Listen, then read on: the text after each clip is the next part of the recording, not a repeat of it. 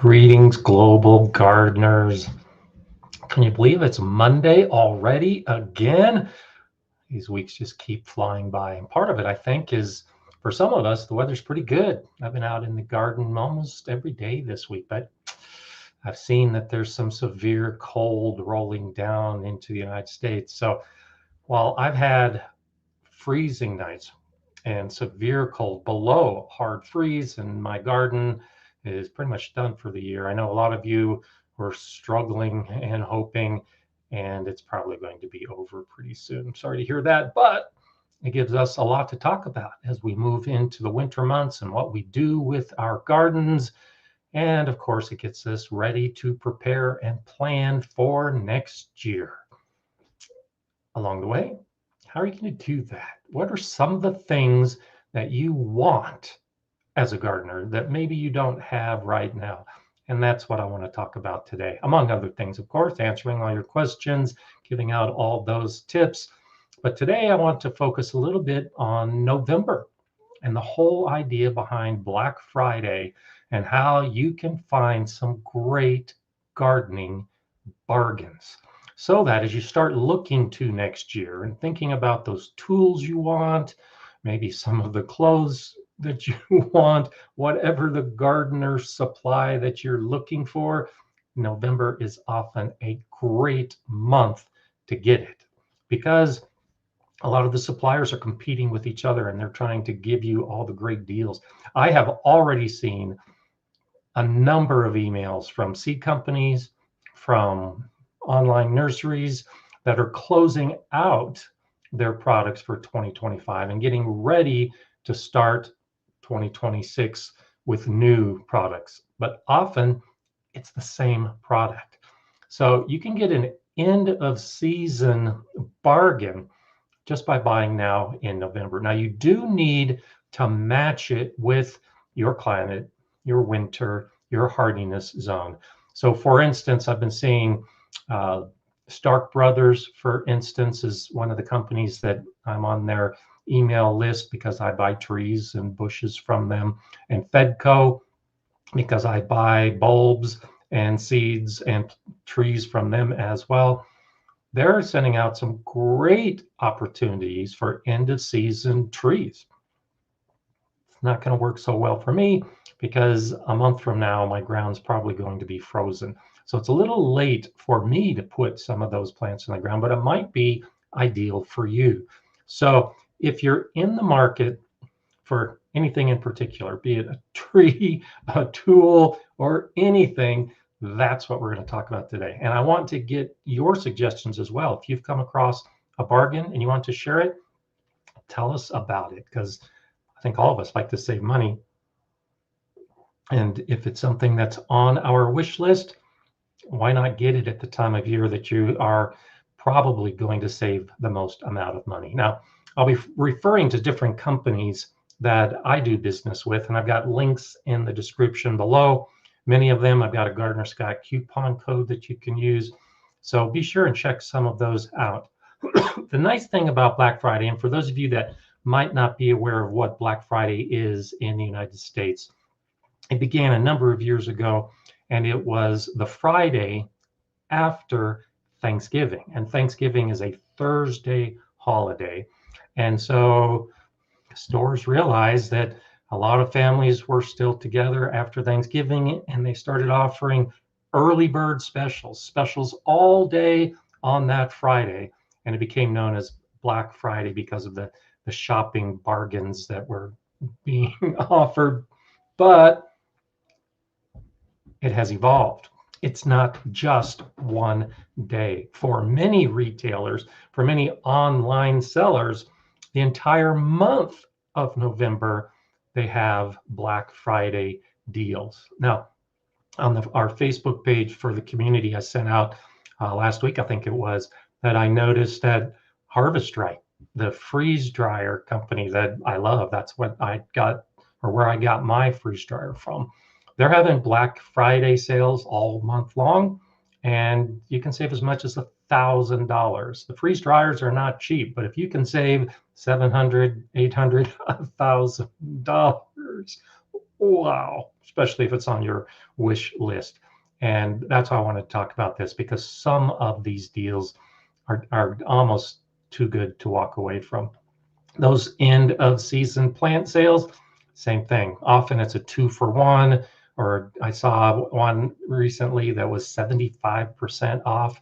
If you can still do things in your garden and you want those kind of deals, start looking for them now. And that's the best way for you to be able to take advantage of some of these deals that are going on. So good, always good to see everybody as they're checking in. Dennis says the San Joaquin Valley is in the 60s and 70s this week. Yeah, we're going to be, I'm supposed to be at 65 today, believe it or not, 18 Celsius here in the middle of November in Colorado. We still haven't had any snow yet. And so while I'm hesitant to actually buy some of these plants, I'm tempted just because our weather is staying so warm. So don't always be fooled by what's happening today. Do think about what is typical in your particular region when you start thinking about some of these things that you might be wanting to go. And Bettina saying good morning from snowy Eastern Ontario in Canada, off to a meet and greet. And I'm sure you will be watching on replay. Always good to have you here. Sean is checked in. I saw that Rick is checked in at 3 a.m. in Australia. So it's always nice to be able to see all of you in our stooge. Says, I treated myself to the new tomato varieties at MI Gardener for my birthday last week. Oh, happy birthday. Excited to try new heirloom varieties. Yeah, and the seed companies, a lot of the seed companies are offering some great bargains right now because it's end of sale. I got my first pine tree seeds, I think it was. I got my first catalog just this week, and more are coming. There's still available inventory if you act now. As soon as those new catalogs start shipping, you're probably not going to be able to get those cut rate bargains of this year's seeds. And almost every seed that we put into our gardens is going to be viable for at least 3 years. So there's nothing wrong with getting the 2025 seeds now at a discount instead of waiting a couple weeks and getting the 2026 seeds. They're going to be normal price. So think about that. And if you are looking for something for the gardener in your family, seeds, tools, all of the gardening supplies are great options for the holiday gifts. And of course, if you want to buy your own gift, I say go for it. I don't see anything wrong. I used to do that a lot with it when my kids were younger, and kids are always buying their parents a present for the holidays, and I couldn't be assured that I was going to get what I wanted. So it was not unusual for me to buy my own present and put it under the tree just to make sure I got it. So if you haven't tried that before, it could be a good option, and depending on how your family handles those lists. Eva says, I just finished planting a lot of spring bulbs from Fedco before my ground freezes. Me too. You'll be seeing that in, I think, my next video. I planted some of the peony. Peonies got actually 3 different types of peonies, and the tubers, the roots came from Fedco. So I like Fedco. Highly recommend them as a company for bare root plants and for trees and all that kind of stuff. It's always nice to find a company like that you like. 48 degrees for Bud in Vancouver, Washington. Robin has snow in Chicago.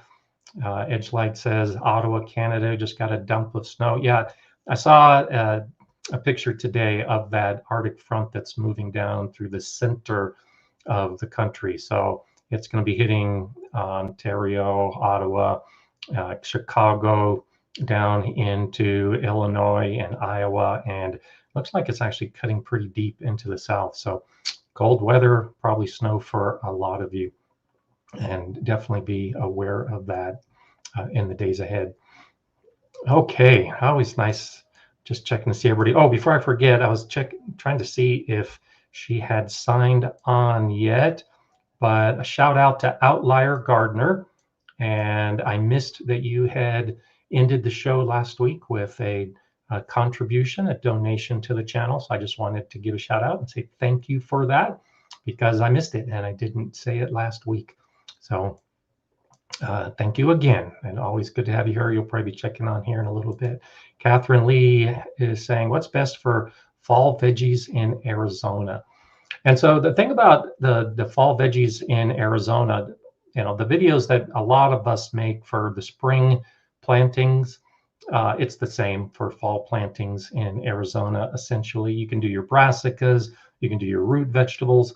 The key thing to be aware of as you're growing into the winter months, the weather will be fine. My brother lives in Arizona, and that's when they grow a lot as well, because the temperatures are suitable for vegetable growing. Just be aware that you're going to have less sun. And so the sun's going to be lower in the sky. And where some of us are growing lettuces and radishes, and they'll be ready in a month, 4 weeks, if we're growing them in spring, it might take 6 weeks, maybe even 2 months if you're growing them in winter. So try growing all of those salad crops, all those leafy vegetables and root vegetables. Just be aware that it is going to take longer just because there's less sun. And so try to put those vegetable plants into a full sun area in your garden, and they'll tend to do a little bit better, which is not normal when you're growing in Arizona, because when the things are growing in full sun in summer, they're getting fried. So definitely makes a difference. Rick says garlic time. Cool. Yeah, I've got my garlic in the ground. You're probably getting close to harvesting your garlic, I'm guessing. So that's pretty cool. Garlic is one of those easy crops that if you're not already growing it or planning to grow it, add it to your list. And that's another thing about this time of year. Well, I'm talking to the sales, the bargains for the Black Friday events. It's also a good time of year to try to get some of those things in the ground late. So if you can still find bulbs, if you can still find garlic, it's probably not too late to put it in the ground. It's getting close to being too late for some of us. But if you can still find them, chances are you're going to find a huge discount. And just because they want to get rid of them, and you can still get them in the ground. You just have to match it with your climate and make sure that it is one of those things that you'll be able to have last through your winter and then enjoy in spring. Many of us, and I've done this, have made the mistake of taking advantage of some of those end of season sales, putting it in the ground, and it is too late, or the plant is too weak and it doesn't make it through the winter. And even though it was a bargain to buy it, it's still wasted money if it's not going to make it through the winter. So just be aware that it is one of those kind of things to be able to grow. So Maureen says, I love how you pronounce peony the correct way. Thank you. I catch so much flack west of the Rockies, don't know how to pronounce the beautiful flower. Well, thank you. I appreciate that. Yeah, that's one of those things that different people pronounce it differently, and depending on the source, there's a correct way. And I typically try to find a reference that is recognized as the correct way to do it. So thank you for saying that. Such a beautiful flower. I've got pink and white ones in my front yard, and I'll be talking about this in the video that's coming out. But I got some scarlet ones, some pink ones, and some white ones now that I've added to the garden. That's such a beautiful, beautiful flower. TJ the Hawk is saying, Gardner Scott, is there any evidence that soaking garlic bulbs in fertilizer before planting is beneficial? I am not aware of any evidence to that effect. The thing about fertilizer and your garlic, theoretically, because when we're putting the cloves in the ground, we're trying to encourage that root growth before the ground freezes. And so the idea being that if you put something like a phosphorus fertilizer that might promote root growth, that the cloves and the bulbs will do better, I've seen no evidence of that. And yeah, you can sprinkle a little bone meal in the soil if you have a phosphorus deficiency. But the way the plant grows is it sends out those little roots from the clove and then goes dormant. And so anything that you would have put on that clove is really only available for a very brief period before it goes dormant, and then it's useless over the course of the winter. And then in the spring, as long as you've got a good soil to start with, I never fertilize my garlic at all because I've got the good soil and it does just fine. So if you have poor soil and what you're trying to do is add fertilizer because your soil is deficient, then yeah, I guess you're not really harming anything by soaking it in fertilizer. There's better ways to get the nutrients to those garlic plants when they start growing in spring and it's in the soil. And that's the approach that I like to take as well. So if you've got extra fertilizer, sure, soak it. I was just asked the other day, do you need to soak your cloves in water overnight? No, you don't. You really don't. There's, it's not like a dried up pea seed that if you soak it in water, it's going to plump overnight and it might give you a day or two head start on the germination of the seed. It doesn't work the same way with the cloves. So I just think it's a bit of a waste of time to soak the garlic ahead of time.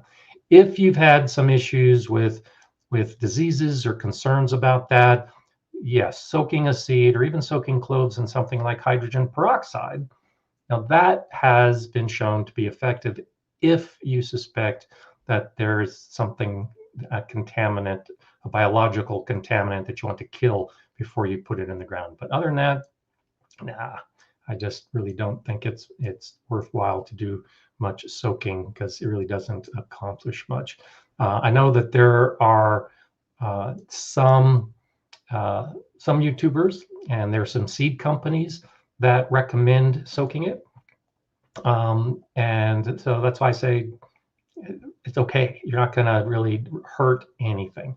But I'm not aware of any studies that have shown that it is beneficial if you do that. So Rick says seaweed solution is popular for garlic. Some even sterilize prior to reduce garlic diseases. Yeah, that's the idea.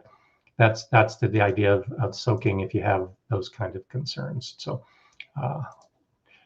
Gina is saying my garlic was sprouting when I bought it at the farmer's market 2 weeks after planting. It's 4 inches tall here in 10A. It should be fine this winter. Yeah, when you're above zone 8 in particular, and especially in zone 10, the sprouting and the growth over the winter is perfectly fine. It's for those of us in zone 5 and zone 6 in particular, and zone 4, if you're growing garlic, that when it starts sprouting, those 4 inches of growth are going to freeze solid in the winter. And as hardy a plant as garlic is, when those leaves are exposed to temperatures below 0 degrees Fahrenheit, we're talking minus 18 Celsius, it's going to kill that growth. And that's really what you're trying to avoid in colder regions. But yeah, go for it. Zone 10, nice to be able to do that. So, there's Outlier Gardener. Thanks so much for the shout outs earlier. My hands were covered in sourdough. That's a nice thing to be covered with. So I couldn't type my appreciation. Please don't ever think that you have to acknowledge my donations on the air. Well, I'm still going to, just because I appreciate your support. And I always want to give a shout out to that. So thank you for saying that. I hope you are enjoying the sourdough. My daughter-in-law makes sourdough bread. I'm planning to visit them in a couple weeks, and I am looking forward to fresh sourdough bread. So I can already smell it from your kitchen through the wires of the internet. So enjoy that today. Ultimate Gardener says, I really wanted to grow garlic, but here in South Florida, it's a whole process in order to successfully grow them. Yeah, it is. I talk a little bit about that in some of my garlic videos because the temperatures need to be right to bulb, to form the bulb. I was talking about this yesterday on Enix's live stream. And I'm sure Jay will probably put a link to that. But the clove needs exposure to cold to be able to form a bulb. And so in zone 10A in Florida, generally, it just doesn't get exposure to the cold. And so you do have to go through a whole process. If you want the good results, you got to put the clove in the refrigerator. You should be choosing a variety that is suitable for warm winter conditions. Yeah, there are a lot of steps to be able to do that, but it can be done. And the other option, Emmanuel, if you haven't tried it, is to grow garlic as like spring garlic. And I have a good gardener friend that does that here in Colorado. He doesn't plant it in the fall for it to turn into bulbs in the summer. He actually plants it in spring and kind of treats it like a green onion. It's basically young garlic that never forms the bulb. It's basically just the clove with the green shoots coming out of it. And he's a professional chef, and he loves using garlic that way instead of using green onions or shallots. So that's one of those things that if if you're in a region where garlic growing can be difficult, maybe try that as an alternative where you don't get the full big bulb. Instead, you're intentionally growing it to remain small and to not form the bulb. So could be a good opportunity if you haven't tried it. So there's that link. Jay is always on top of it. The Urban Gardener show yesterday, and we talked about a lot of stuff, but we did spend a lot of time talking about garlic. And it's the time of year that garlic is one of the primary things that we're growing. And so while a lot of other plants are, a bargain if you can find them in November, garlic is probably done. I haven't seen any garlic available. And when I've gone to different sites, it's all been sold out. That's one of those things you need to buy months ahead of time, or at least order months ahead of time, because everybody's doing that in November. And it's because it's the thing that you do at this time of year. So Karen, a Garden for All Season, says, Gardener Scott, how did you decide what size freeze dryer you needed? What do you freeze dry? So I decided on the medium, just because I do a lot of other preservation. So, I do fermenting, I do dehydrating, I do pickling, I do jams and jellies. And so the medium matched what I thought my needs would be, and it's true. I love it. It's perfect. It's got 4 trays, and I'm able to freeze dry lots of different stuff, and I freeze dry lots of different stuff. So I've got some videos where I show some of the things that I freeze dry. I really like freeze drying fruit and then using it as a snack. And so going to the store and buying a big bag of frozen mangoes or frozen strawberries or frozen blueberries or frozen whatever, and then just laying those out on the tray. You don't need to thaw them. You basically take them out of the frozen section of the store to your freezer, put them directly onto the tray of a freeze dryer, run the cycle for however many hours it's suitable for that size. And then you've got delicious snacks that have full flavor. The color is the same. Most of the nutrients remain, and then it stores for years and years and years if it lasts that long to be stored. Because I'm making it as a snack, I'm not sealing the freeze-dried fruits in Mylar bags to last for 20 years, which you could do. I just eat them instead. So that's my preferred method. But I've also shown some of the other things like cucumbers that I've freeze-dried, peppers that I've freeze-dried when I was making my paprika last year. And I show that in my paprika video. I dehydrated some of the peppers and I freeze-dried some of the peppers, and I liked the freeze-dried peppers better.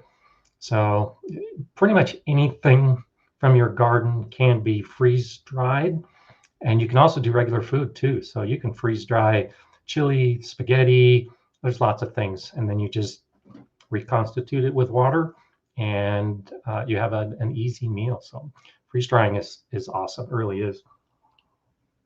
And it's kind of like my greenhouse. My greenhouse, my freeze dryer um, are the things that would take the biggest chunk out of a gardening budget. And I'm glad I got both. It's one of those things. I'm still harvesting tomatoes in my greenhouse, unheated greenhouse in November in Colorado. And I've got figs on my fig trees in my greenhouse. So yeah, if you amortize the costs over time, it takes a while for it to pay itself off. But really, a fig in Colorado in November, it's worth having a greenhouse. And it's the same with the freeze dryer. Being able to just go into my pantry and pull out some of those peaches that I freeze dried when they were fresh a few months ago, that delicious peach flavor and that nice snap of the freeze dry. I just love it. So that's one reason why I talk about freeze drying, why I put the link in the description below, because if it's anything you've been thinking about and you've been budgeting and saving up for that special gift this year, November's the time to get a freeze dryer. It really is. So the other things that I mentioned, Epic Gardening. I just got another email from them. Epic Gardening is having a whole month of Black Friday sales as well, and so their site's a little bit different. And what they'll often do is they'll have some things that are on sale the whole month, and then they'll have a special sale on 1 week, and then a different sale in another week. And so I think it was yesterday that Epic Gardening started their series of different sales on their items, and I've got that link in the description below as well with a discount code. And so the marketing for so many of these companies, and that's why I wanted to talk about it early enough before Black Friday actually hits, is if you're looking for something in particular, like from Epic Gardening, you want to follow along to see when that item might be on sale. And it might not be on sale next week, it might be the week after, or maybe it's on sale today. And so tracking some of your favorite sites and some of the products that you're looking for, the Greenstock is kind of the same way. Greenstock has the periodic sales and the focuses and some of the things that you can get at a big discount. Just start following along. If it's on your list and you've been waiting, start going to some of those favorite sites, and maybe you'll discover something that is on sale that you weren't expecting it. And I've done that before, where I think I'll check at this site and find out, like, today it's on sale. Yeah, I'm one of those kind of people that will pull the trigger. If I've been waiting for it and if I've budgeted for it and I see it's on sale today, I'll get it.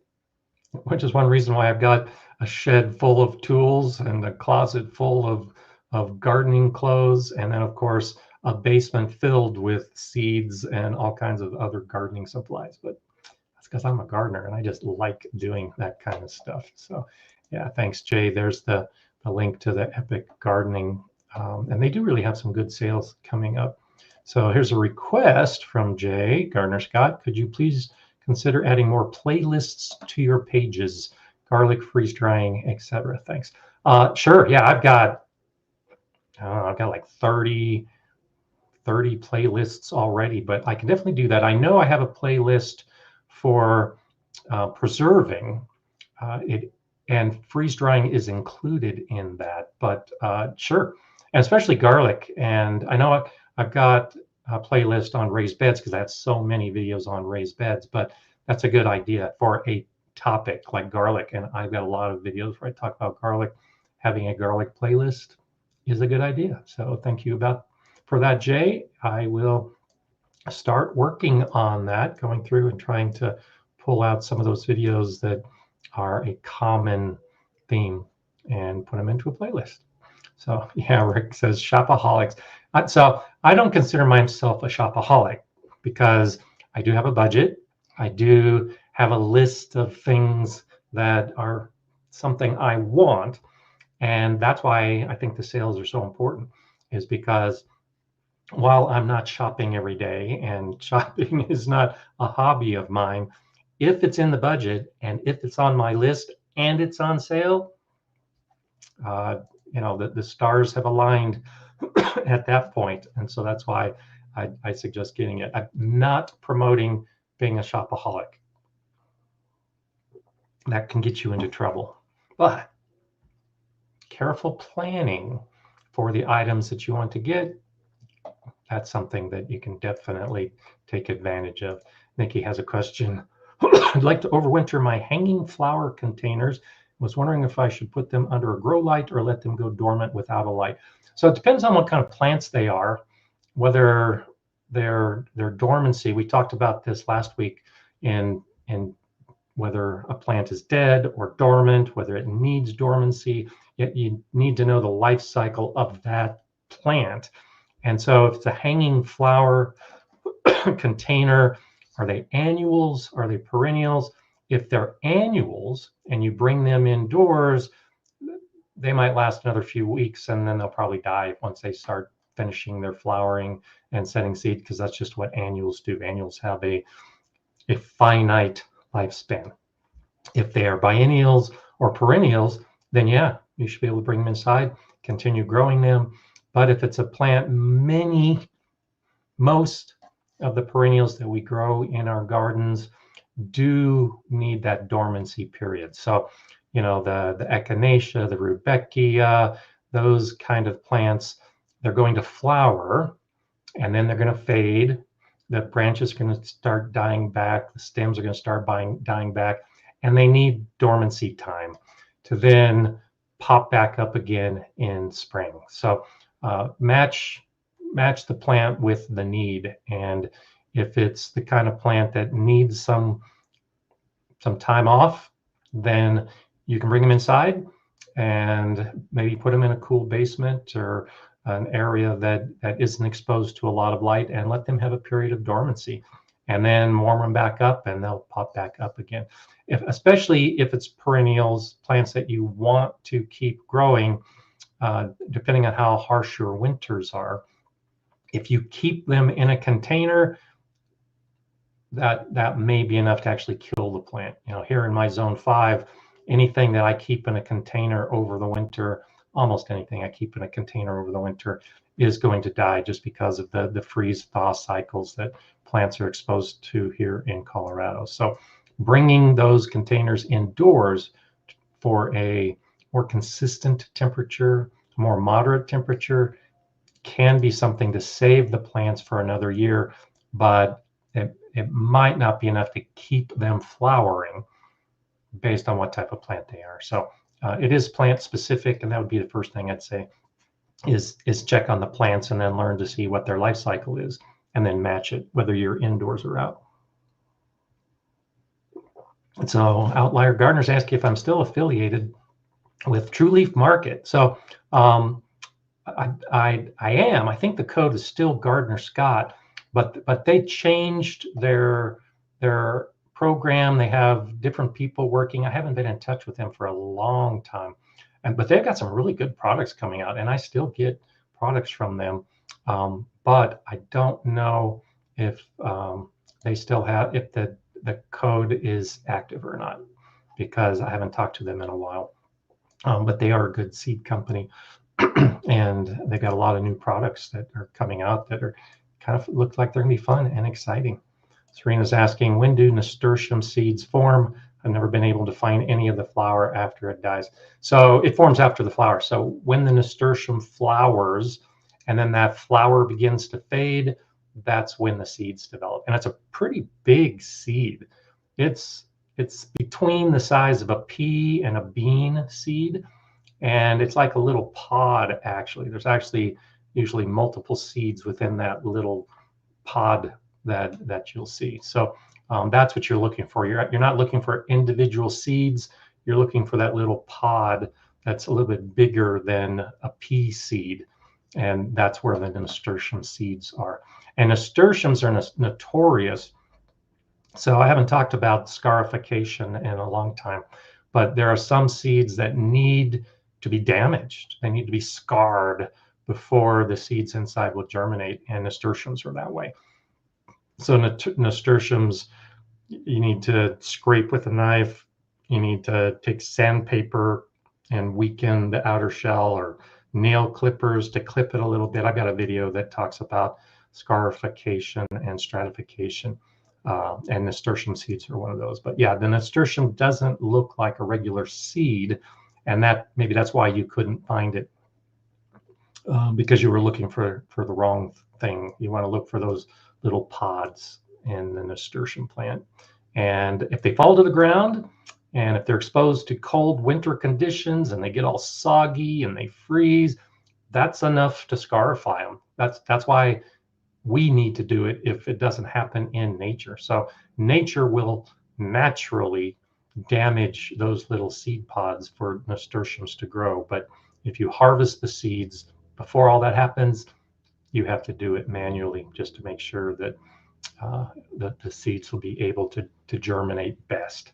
And we'll be talking more about that as we get a little closer to some of the seed seasons that we're all looking forward to, and be covering a lot more about seeds. So save up your seed questions as we start moving forward. But this is a good time of year. We talked a little bit about that yesterday on the Urban Gardener show as well, about saving the seeds and leaving your flowers on the plant as long as possible, leaving the fruit on the plant as long as possible, so that the seeds are as mature as they could be when it comes time for you to start harvesting those seeds. So start thinking about that as well. If you still have plants in the garden, if you haven't been hit, or even if you have already got the snow and the cold temperatures, it's not too late to collect a lot of those flower seeds that are dry on the plant. Do it before they fall off or the birds eat them. Now's a good time to go ahead and do that. So shout out to Brett, a new member of the Gardener Scott community. Thank you for that. And check out, since you're at the garden training level, Brett, we have members only live streams in addition to our Facebook page, and basically check out some of those perks. I'll be doing a members only live stream probably within the next week. So look for that as being a member of the community. And thank you for joining. Thank you for the support. Yeah, lots of good fun stuff. And thank you, Jay, for saying that as well. So appreciate it. Shawnee Grows is saying garden is frozen today. Oofta. So I am just considering myself so lucky that even though my garden is all brown and we have had some pretty cold nights, I can still get out and get some stuff done and get some of those things planted and pruned and cleaned up and even harvested in the greenhouse. So that's fun. And I still have some carrots in the ground that I haven't harvested yet. You can keep root vegetables in the ground as it snows and as it cools down until your ground freezes. You can kind of use your beds as a refrigerator for keeping some of those root vegetables nice and intact before you harvest them. So that's always a good option too. Lauren says that my calendula is still flowering well. It's at the top of my green stock. So cool. Yeah, probably the plant I've got growing best is basil. That's at the top of my green stock. Now it's in the greenhouse, but yeah, the top of the green stock is a good place to be growing a lot of plants. So that's why I like growing in the green stock, because it can be a lot of fun. Donna's asking, have you ever tried to harvest seeds from rose hips? I have a few on my cottage rose. So I haven't. I did harvest some rose hips last year. I was thinking about doing a video about it. So I guess I have harvested seeds, but I didn't save the seeds. But I'm thinking about it this year because both of my rose bushes did great this year. And so I've been thinking about doing that. That's one of those things I've never done, is to grow roses from seed. And I keep telling you all that I like to experiment. I encourage that you experiment.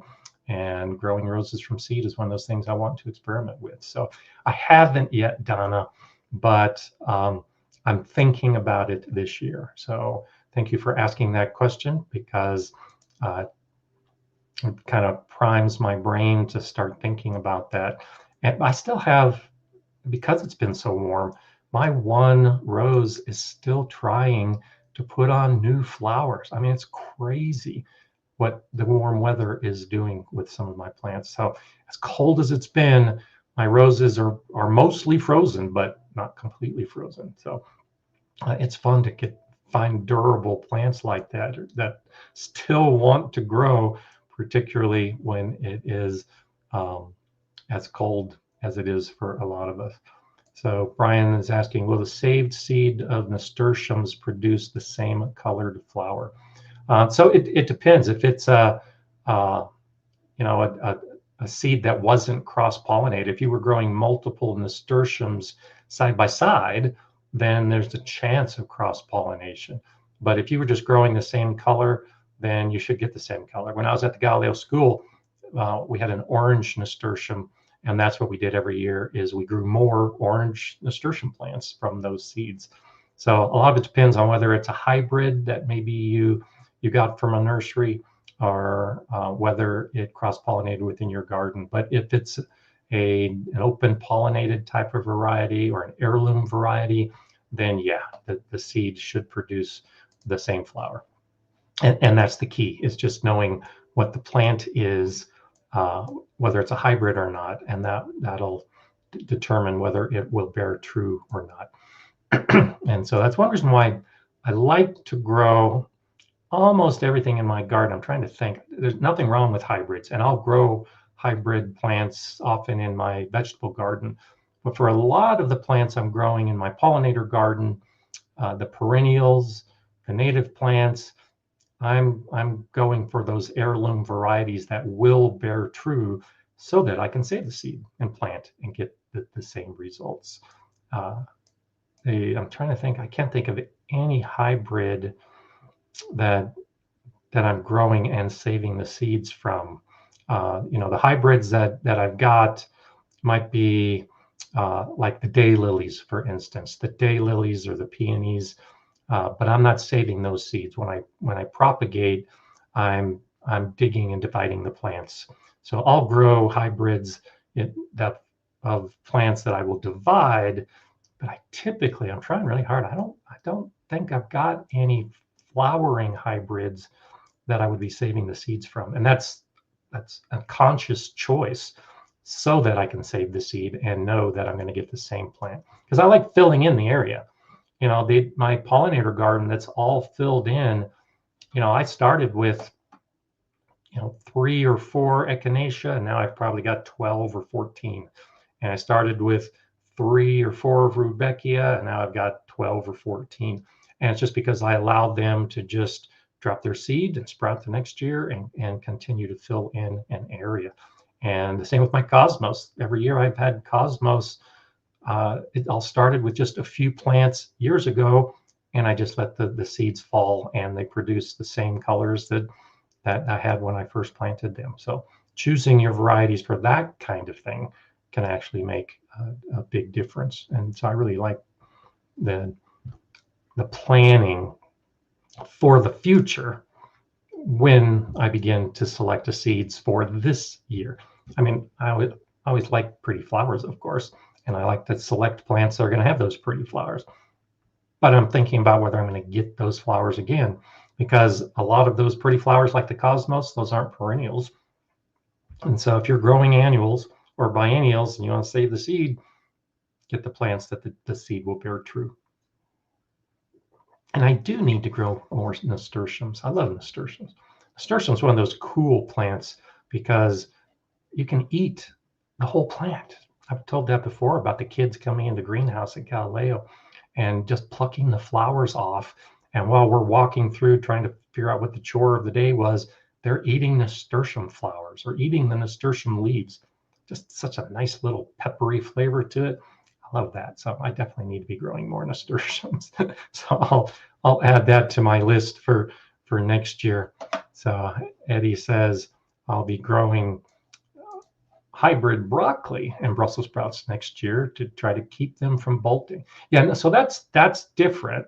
Yeah, and that's why I say I'll grow hybrids in my vegetable garden for exactly that, for some of those slow bolting varieties, some of those varieties that maybe have a unique color or unique taste. Yeah, absolutely. That's the kind of thing that I like to do as well, especially if you've got a bolting problem. It's just, you can't necessarily save those seeds and expect you're going to get the same results, and that's the biggest issue.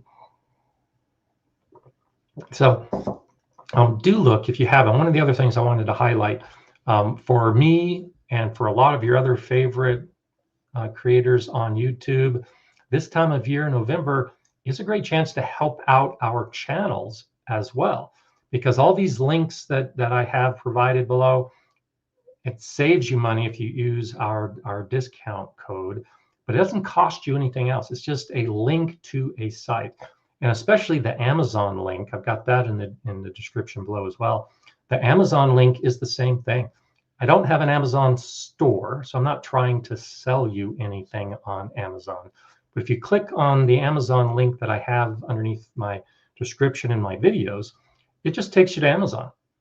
And you won't see any difference. It's the regular Amazon homepage that you're used to, but you know, I get a small percentage. All of us who have that link get a small percentage, and it's a great way to help support the channel. So if you are looking for Black Friday sales from Amazon, then yeah, click on the Amazon link below or from one of your other favorite YouTube creators, and that's a great way to benefit the channel. No cost to you, doesn't hurt anything.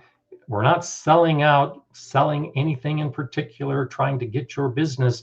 We're just, you know, providing a vehicle so that you can get to the site you're looking for, and it allows me to keep making videos and trying new things on the channel. So that's one of those, you know, painless ways that you all can support channels, is by clicking on those kind of links.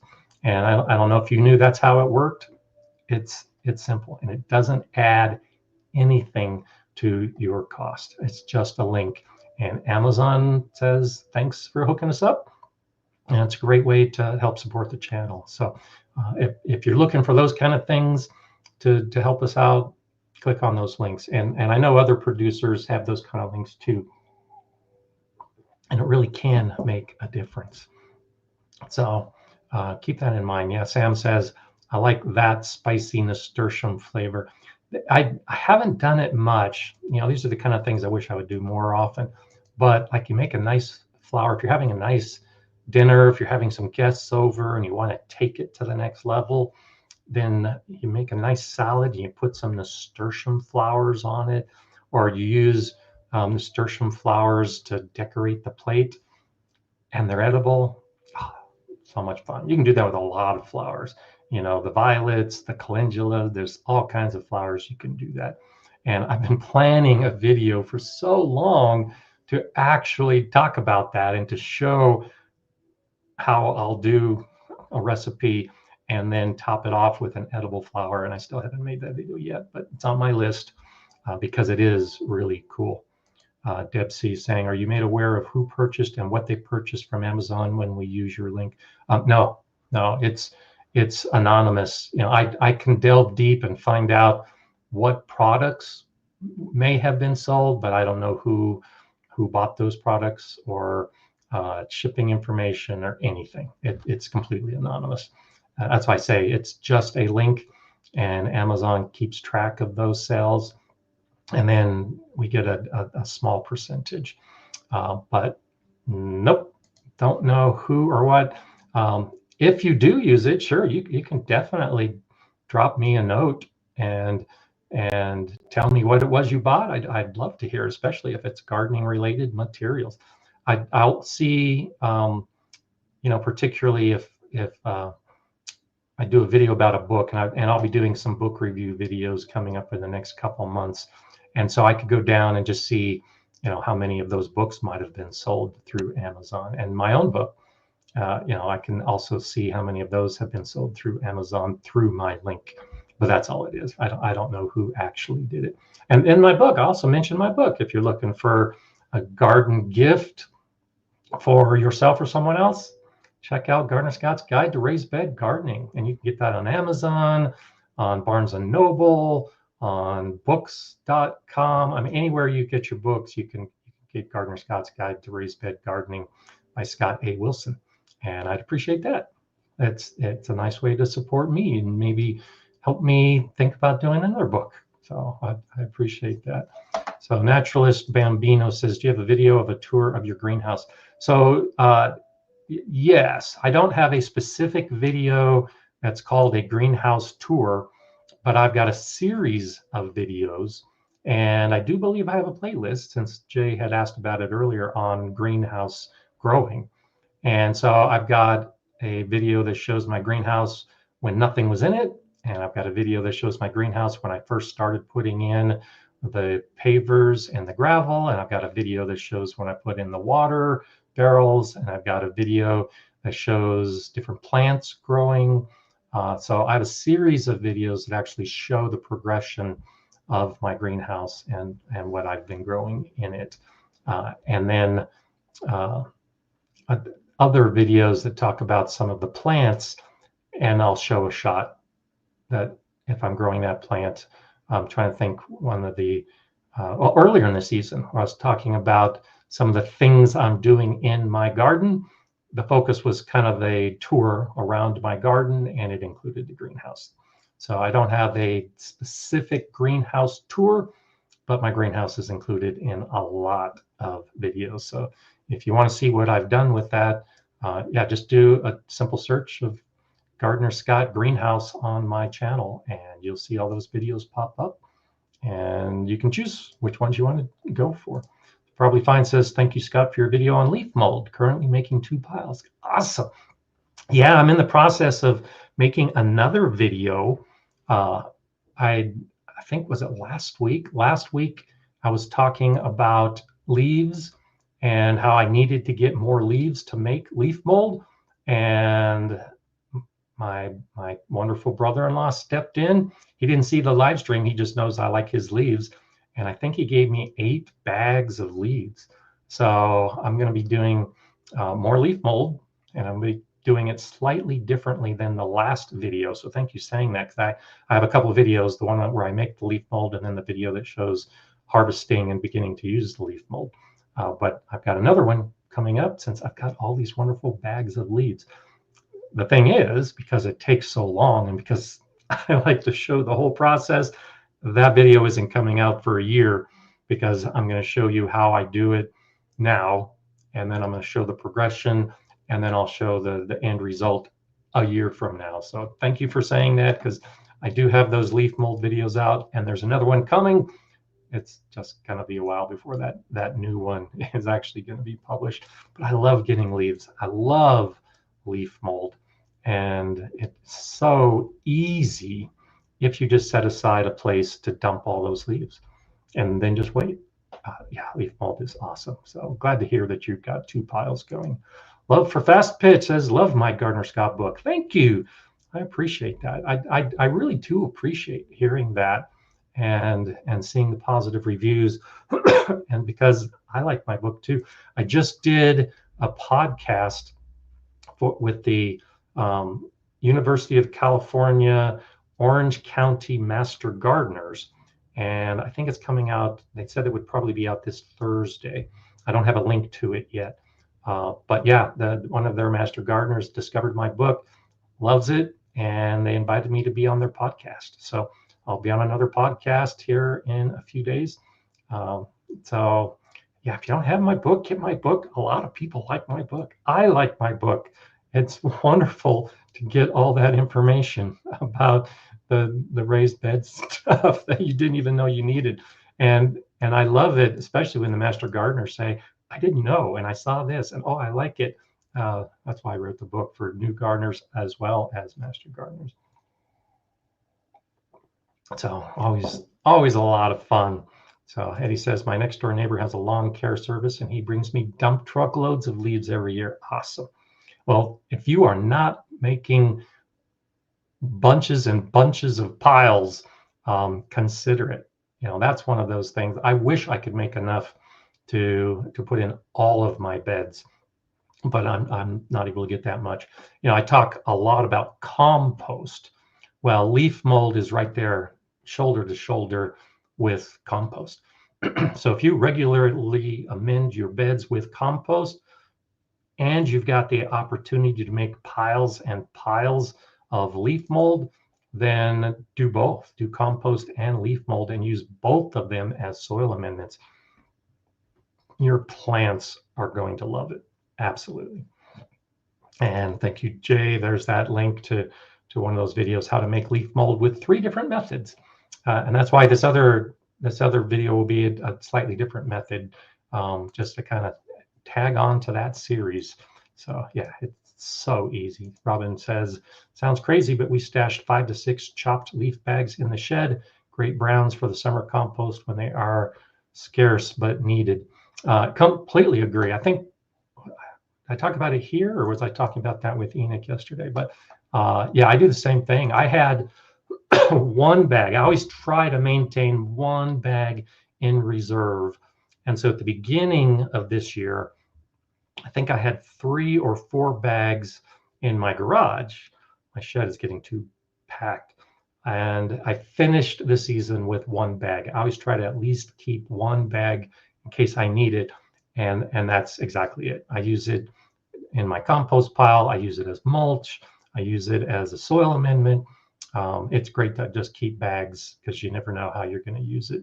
And it is one of those kind of things that when you need it, you need it. When you need it, it might be scarce because it's the middle of the summer and you don't have all those dried leaves.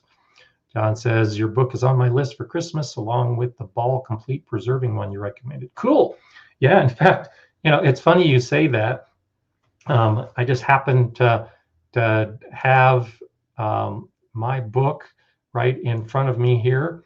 And I also just happen to have the Ball book right here in front of me. Not because I was planning on talking about them today, but I just was looking through both of those books for some ideas and references that I needed, and I happen to have them here on my desk. So good books for your library. You're making some good choices with both of those books, and I would say those are both at the top of my list when I reserve or when I recommend books that gardeners should have in their library. So that's awesome. Thanks.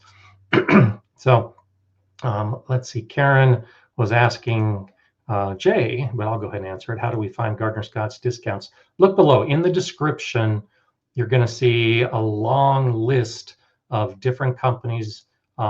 Almost always the code is Gardener Scott, but you can click on those links and they'll take you right to the site, and then use the Gardener Scott code at checkout. Some are a little bit different. One of them is like Gardener. One of them is Gardener Scott 7, but for the most part, they're all just Gardener Scott. But just look in the description, and you'll see all of those different links. And that's, most of my videos have all of those links as well. So you can just go to any of my videos if you don't want to hang out with this live stream and get the same links. You'll be able to definitely do it. Serena's asking, is there a maximum or minimum height for piles when starting to make leaf mold? So I would suggest that you have at least 3 feet high and wide and deep, 1 meter high, deep and wide.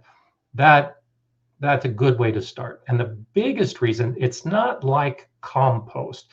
So compost, you want a large volume of material because it's going to generate heat, and you need a lot of heat to encourage that thermophilic bacteria to break down all the ingredients in your compost pile. With leaf mold, it doesn't get hot. It doesn't warm up, and it's not bacteria for the most part that's breaking it down. It's the fungi that breaks down all those leaves. And that's why it takes so long for leaf mold to develop, because the leaves have, like when you put a pile of leaves, there's a lot of air in between those leaves. And as they settle and as they break down, they're going to lose a substantial amount of volume. And so the bigger the pile, the better. Not because of the heat, not because of any of the compost reasons that you might be aware of. It's because it just doesn't produce a lot. And so if you're going to wait a whole year to get a product and you start with just a little pile, you might only get a couple handfuls of the leaf mold. If you want enough to be able to add to your beds, you need a lot of leaves and a big pile to start with. And that's why I was saying earlier, if you've got a neighbor who has a company and gives you dump truck loads, have a whole bunch of piles, because I'll have a big pile. I'll start with a big pile, like 4 feet by 4 feet by 4 feet. That's what I show in that video. And by the time it breaks down, I think it was only about a foot. No, it wasn't even a foot. It was maybe 8 inches high when I was harvesting it. And that was enough for a couple beds. It wasn't enough for the entire garden. So the more that you can do, the better. And the bigger the pile, the better, just because you want that end result. And the more you start with, the more you're going to get.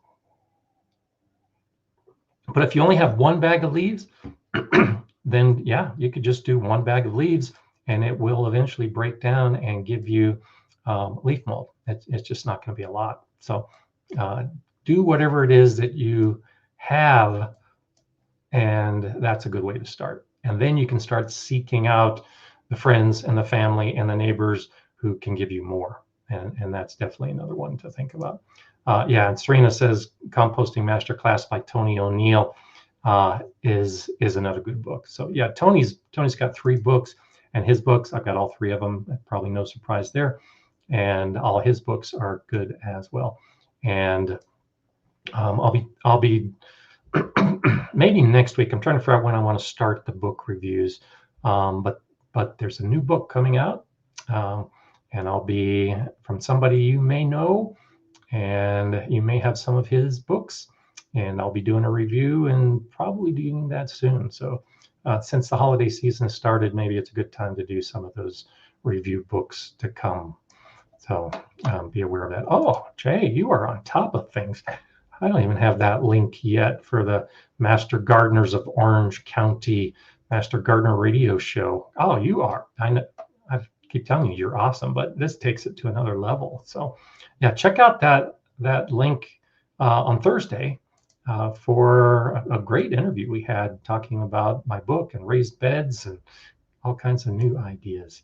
Robin says, sounds crazy, but we stashed, oh, I already covered that one. Yeah, that's the leaf bags in the shed. So nope, I don't think that's crazy. I think it is a good idea, like I was talking about. So I think I'm getting caught up. Yeah, Eddie says my leaf piles generate lots of worms too. Yeah, that's another one of those cool things. You want to try to keep it moist during the time that you have the leaves there. But the fungi are breaking down the lignin. They're actually breaking down the cellular structure of the leaves, but the earthworms as well. And so I don't think I talked about that in those videos, but if you have a leaf mold pile on the ground, by the time you harvest that leaf mold, you're going to have some earthworm castings mixed in as well. So it's not just the leaf mold, because it's a really fine, even finer than compost when it's totally finished. Yeah, you've got worm castings that are mixed in with that as well, because the worms are going to make an effort to do that as well. And thank you, Jay. There's a link to Tony's books. That's always nice to be able to see it. It's probably fine saying, could I crush the leaves while wet in a contractor bag to eliminate that air? Let the water out by poking the holes in the bags and leaving it. I'm working with a small urban space. Oh, sure, absolutely. In fact, that's one of those methods that I actually show, is to just put the leaves in a bag, punch some holes, and you can actually leave it in the bag and start breaking down. And then either adding all those bags into a bigger pile, or what I did is put them into a 55-gallon drum and continue the breakdown in that drum. So yeah, absolutely. You can compress them by wetting and crushing in a bag and letting the water drain out. Yeah, absolutely. I show some of that in that that video about the 3 ways that I made the leaf mold, and it can be pretty effective, especially if you're limited in the amount of space that you have. Another thing, and I'll be showing this in the video that you'll see next year. If you have a leaf blower, and a lot of people have leaf blowers, I don't blow my leaves away. I have a leaf blower that you can actually reverse the bag and it becomes a leaf vacuum. That's a great way to eliminate that air, is to just put the bag of leaves through your leaf vacuum, and it breaks it into really small pieces. It eliminates all the air, and it creates a lot of surface area for that material to start breaking down. So that's a great way to deal with those leaves if you have a tool like that. If you don't have a tool like that, hey, Black Friday is coming up, and you might be able to find a leaf blower / vacuum that can make short work of your leaves, whether you want to use them as mulch or amendment in a compost pile or to make leaf mold. Oh, Myra asking a question: pine straw and fir needles, do they have garden value? Oh, absolutely. Oh, I love my pine needles. I use pine needles. I don't have many fir needles because my neighbor, has pine trees. But that's my primary mulch in my strawberry beds. And so it's a great mulch, and I use it in some of my other beds, mostly my strawberry beds. I use pine needles as a mulch in my pathways. So between my raised beds in my vegetable garden, I have an underlayment of pine needles, and then I put wood chips on top of that. So I use it as a mulch in my pathways to cut down on the weeds. It works great for that. And you can also make essentially a form of leaf mold by using pine needles. Now, it takes a long time for those to break down, like a couple years. But if you've got enough pine needles, I lived at a house a few houses ago, and we had huge ponderosa pines that would dump truckloads of needles. And I created a big pile. And when I say big pile, I'm talking like a 15-foot high and wide pile of pine needles. And it took a couple years, but man, when I dug into the middle of that pile, oh, it was so rich. It was leaf mold, or I suppose in that case, the pine straw mold. And it's a great amendment. It's just like compost, just like the leaf mold. So, oh yeah, they definitely have garden value. And I don't typically suggest putting pine needles in a compost pile just because they're so slow to break down. But you can use them, like I already talked about, in a number of different ways. And so don't, if you're thinking about tossing them, or if you already bag them up and toss them, no, use them as mulch and to make a long-term leaf mold. That's what I would recommend. So yeah, Gina says, I'm a huge fan of the leaf blower, vacuum, and chopper. It's heavier but has a shoulder strap. Yep, and that's what I do. I just strap it over my shoulder and go through the leaves, and it works great. So there's a tool you may not have thought about needing, and now that we've talked about it, maybe you're thinking you need it. Good thing Black Friday is here. So I've had mine for years and years and years and years, and I don't use it a lot, but when I use it, I'm so glad I have it. So glad I have it. So I didn't know this. Catherine says pineapple needles ferment great. So that's good. I don't know anything about the pineapple needles, but I may just have to do a little research just for my own benefit, just to learn about that as well. I think that's a great idea. Serena's asking, can pine cones be composted? And if so, how do you prevent new pine trees from sprouting? So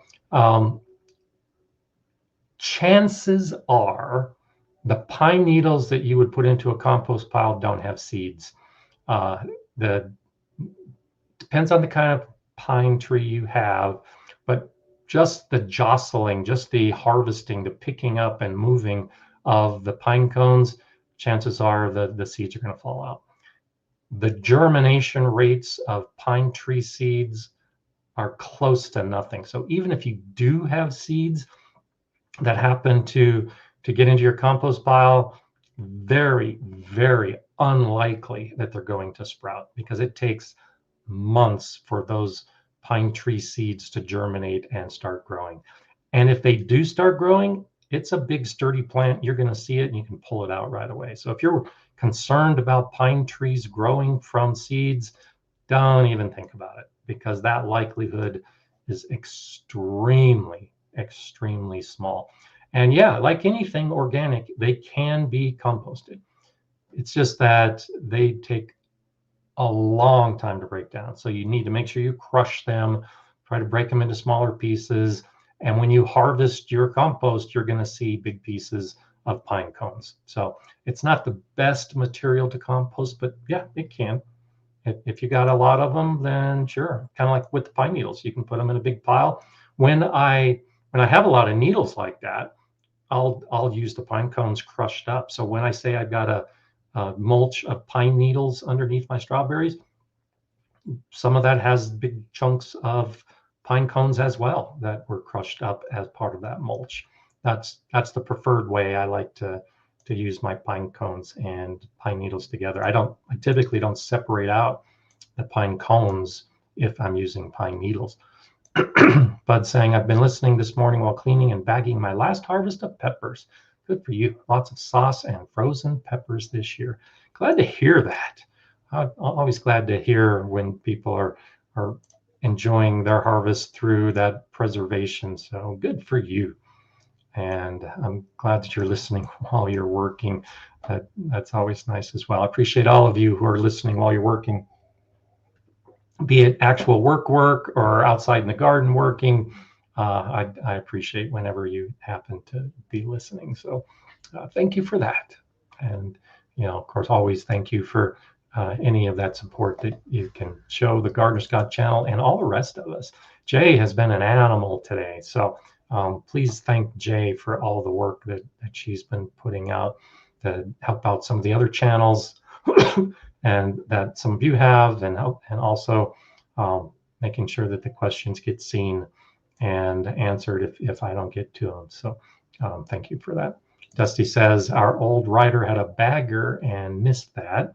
We do like the battery operated push mower with a bagger. Does a nice job and not much maintenance at all.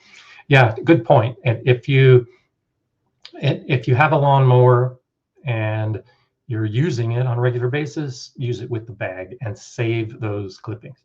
Just like the bags of leaves, I've got bags of grass clippings in my garage as well, because I use them in my mulch blends, and occasionally I use them in my compost.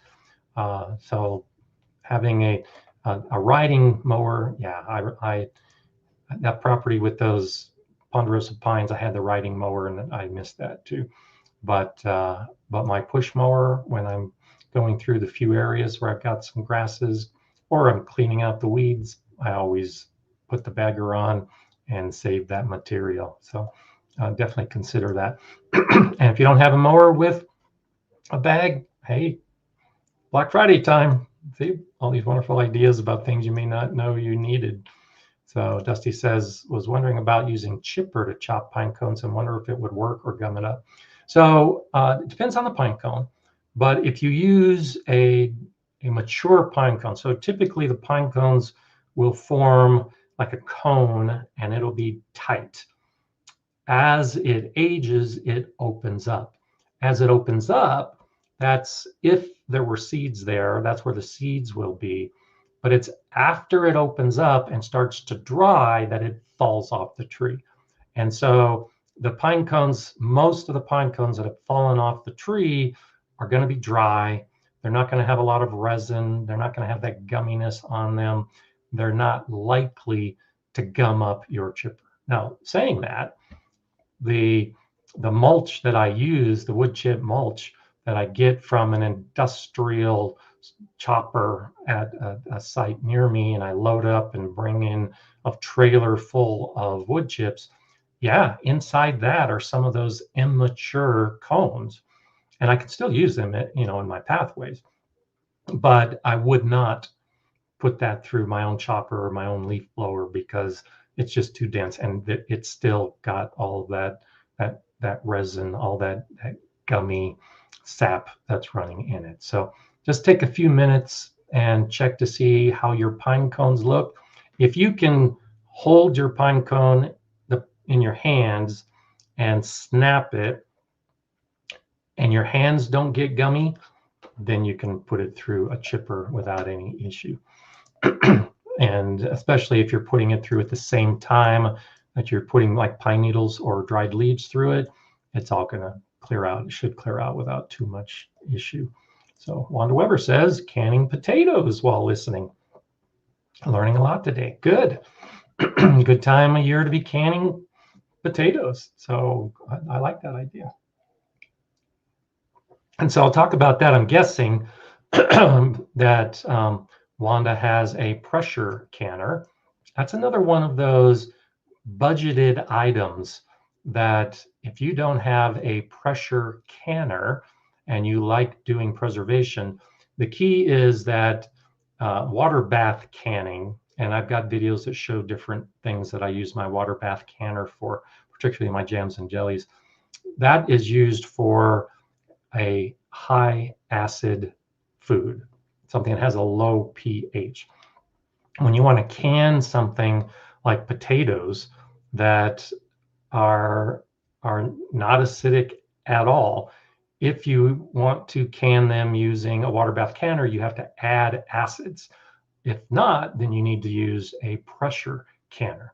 And so for those low acid foods that you might be canning, look into a pressure canner. And Black Friday month is a good time to find deals on a pressure canner because they can be a little costly. Those are the kind of things to definitely build into your budget if you want to do some pressure canning. If you want to can meat, you need a pressure canner. There's a lot of stuff, a lot of food that you can preserve that you might not be preserving now, and a pressure canner could be the answer. So I have a pressure canner. I don't use it because there are some elevation concerns. I'm at 7,000 feet, and the pressure canner I have is not rated for above 3,000 feet. And so for me to get a pressure canner that I can use at 7,000 feet, I need a very specific type, expensive type. It's on my list of things to get, and maybe I'll start looking into it this month to see if I can find a bargain. So can never have too many toys, right? The tools like that we want to use in our garden can never have too many. So I say that, and luckily I've got a lot of closets that are stuffed full of all of those things that I may only use once or twice, but when I need it, it's there, and that's important. So Outlier Gardener says you should have Jay on as a guest one day, and we may do that. I thought about that, and I think I mentioned it to Jay once or twice over these years, but Jay doesn't like to be in the forefront, and I know she has been on Enoch's show, but maybe I'll ask her, and if she's interested, she can send me an email or respond to the email. I'll leave that up to you, Jay. I know you like being the J-bot in the background, and I'm okay with that. But yeah, maybe we can put you on at some point if you really want to do that. Paul says, chopped leaves on our garden beds for over 30 years in the fall and turned in every spring, now have very rich, healthy soil. There you go. And that's exactly what I'm talking about when I say I saved bags of chopped leaves, because I do the same thing. You've heard me talk about it before, where my mulch in my vegetable garden is generally straw mixed with chopped leaves, mixed with dried grass clippings. And that's exactly what I do, is turn them into the beds in fall. And that's why I don't use fertilizers, because I don't need to. So thank you for sharing that. For 30 years, there you go. Something might work once or twice, but when it works for decades, you should be thinking about doing it. And I appreciate you sharing that, Paul. Lama says, speaking of Black Friday and tools we need, anyone have a recommendation for a good shredder that works for green foliage to end the season cleanup? So I used to have a really nice one that was made by Craftsman and got it at Sears a long time ago. I actually have given it away since then. But I don't know if Craftsman still makes a shredder, but man, it was durable and worked great. But anyone else out there have a recommendation for a shredder? Go ahead and share it. Robin says pressure canner is on my list. Got a heads up at the farm and fleet of a good sale coming, but watching the online prices too. So there you go. And and I think it is important. I don't talk about it much. I think most of us think about it, but actually having a list, a physical list, whether it's on your phone, whether you've got a tape to the refrigerator, whatever, but having a physical list of these kind of items, these gardening tools, do it, because you may miss out on a bargain, but you may miss out on an opportunity when it comes to what you're doing in your garden. I've had so many things I wanted over the years and then forgot about it. And a couple of years go by and it's like, oh man, I really wanted that thing 3 years ago and I forgot about it. Now I'm getting it, but I've missed out on 3 years of using it. Definitely start making a list if you don't have a list, and prioritize within your budget. Jason saying, didn't know you needed a specific pressure canner for your altitude. I knew you had to know your elevation for water bath canning. Yeah, so for the water bath canning, it's all about the timing. And so you'll basically add 5 minutes for every 2,000 to 3,000 feet of elevation. And that's just to maintain the heat for a longer period of time, because water boils at different temperatures at different altitudes. And so we all know, maybe you don't remember, but water boils at 212 degrees Fahrenheit. Not for me. My water boils at about 203 degrees Fahrenheit. And that's why water bath canning, I need to process longer, because the temperature of the water is lower. It's similar with the pressure canner. We're dealing with air pressure. And as we go up in elevation, the air pressure is less. And so most of the designs of the pressure canners have a little knob on top. And that knob is actually set up for very specific atmospheres to be able to make sure that the pressure inside the container is high enough and the temperature is high enough to kill spores and potential disease-causing organisms, and to make sure that the food is safe to eat once it's been sealed. So it's all about what's killing what is in that product that could be harmful. Well, because that's the way most of those are designed, and because you need a very specific pressure to maintain and get those results, the altitude makes a difference. And so you have to have a pressure canner that has been designed and tested for the high altitude. Since most people don't live at 7,000 feet, most of the pressure canners that you see available are suitable for most everybody. It's just the few of us that are the outliers that kind of live on the edge, so to speak. Karen is asking, can you make healthier potato chips with a freeze dryer? Oh yeah, absolutely. So one of the things I show in one of my videos is cucumbers, and making chips out of cucumbers, just slicing the cucumbers thin and then freeze drying them and eating a cucumber that hasn't been cooked, hasn't changed in any way, except now it's a crunchy chip. You can do that with anything. And so the potatoes are the same way. And if you, the only issue with potatoes, and there's a few other fruits like this as well, or roots, or anything that might oxidize, and they change color when they oxidize. And so potatoes will turn brown when they oxidize. But yeah, you can slice the potatoes and put them immediately into your freezer. You can blanch them in boiling water for just a few seconds. You can put them in lemon juice, just something so they don't oxidize and change color. And then, yeah, put them in the freeze dryer. And essentially, you're eating raw potato chips, and much healthier, because the potato chips that we're eating out of the bag, first off, they've been cooked, so they've lost some of the nutrients that were in the potatoes. They were cooked in oil, and depending on the kind of oil, that might not be the healthiest choice.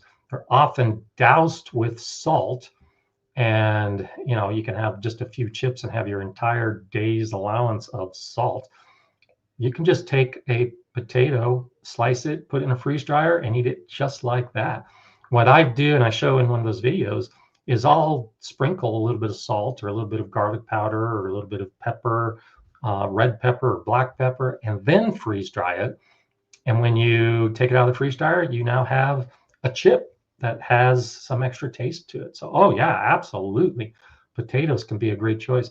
And potatoes offer lots of options, because you can do mashed potatoes. That's another thing a lot of people use a freeze dryer for, where you make mashed potatoes, and then you just spread the mashed potatoes on your freeze dryer tray, freeze dry it, and basically you've just created instant potatoes. You buy a box of instant potatoes, that's basically the same thing. You can make that with your freeze dryer as well. So you just take a cup of your freeze dried potatoes, mashed potatoes, put some hot water in it, and you've reconstituted them to make mashed potatoes again. So I just love my freeze dryer because of all those fun things that you can do in it. So yeah, freeze dryer is an awesome thing to have if you can add it to your list. Big Wheel Dog says, I procrastinated cutting down my tomatoes till the last minute. I knew we'd be getting in our first snowstorm, so I harvested everything the day before. Green tomato overload. Good for you. Yeah, now's the time to experiment with some of those green tomato recipes.